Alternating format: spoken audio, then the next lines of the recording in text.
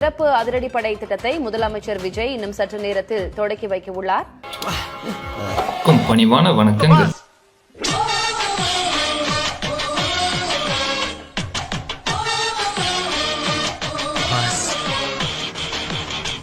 நம்பிக்கை, நாணயம், கைராசி. முதல்ல எல்லாரும் கை தட்டுங்க. இல்ல விசில் அடிங்க. இதெல்லாம் வேற எதுக்கு இல்லை, நேற்று சிங்கப்பெண்கள் படை வந்துட்டு ஓப்பன் பண்ணிட்டாரு சிஎம் சார் நேற்று. அதுக்காக தான் அந்த வீடியோவை பார்த்துட்டு வந்துடுவோம். இந்த சிங்கப்பெண் சிறப்பு படைக்காக நம் அரசு சார்பாக முதற்கட்டமாக 354 கோடிக்கு மேல நிதி ஒதுக்கப்பட இருக்கு.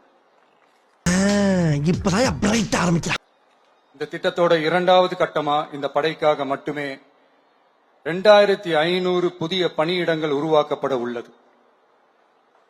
பெண்களோட பாதுகாப்பை ஸ்ட்ராங் பண்றதுக்காக மாடர்ன் ஃபெசிலிட்டிஸ் இருக்கிற வாகனங்களும் நவீன உபகரணங்களும் தொழில்நுட்ப சாதனங்களும் அலாட் செய்யப்பட இருக்கு. பெண்களை ஃபாலோ பண்றது, பாலியல் தொல்லை தர்றது, டார்கெட் பண்ணி திரும்ப திரும்ப தொந்தரவு செய்யறது, பெண்கள் கடத்தல் முயற்சி, பப்ளிக் பிளேஸ்ல அசிங்கமா நடந்துக்கிறதுக்கு பஸ்ல தொல்லை தர்றது, கூட்டத்துல பெண்களுக்கு தொல்லை தர்றதுன்னு எடுக்க இந்தியாவிலேயே முதல் முறையாக ட்ரோன் வாயிலாக. நீங்க சொன்னதுல நிறைய நல்ல விஷயம் இருக்கு, வந்தா சந்தோஷம்தான். ஆனா சில விஷயம் தப்பா இருக்கு சிஎம் சார். அதை நீங்க செக் பண்ணிட்டு சொல்லியிருக்கலாம்.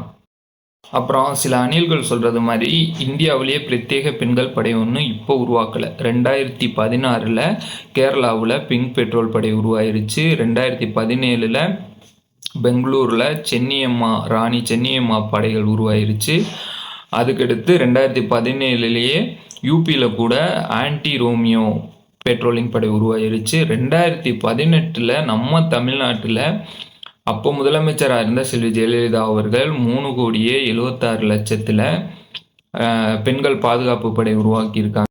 இதெல்லாம் கொஞ்சம் பட்டி டிங்கரிங் பார்த்து இப்போ கொஞ்சம் ட்ரெண்டிங்காக சிங்கப்பெண்கள் படை வந்திருக்கு, அவ்வளவுதான். அப்புறம் சிஎம் சார் சொன்னார்ல, இந்தியாவிலே முதல் முறையாக ட்ரோன் கேமரா வச்சு கண்காணிக்க போகிறோன்னு. அது இப்போ நடக்கலை சிஎம் சார்.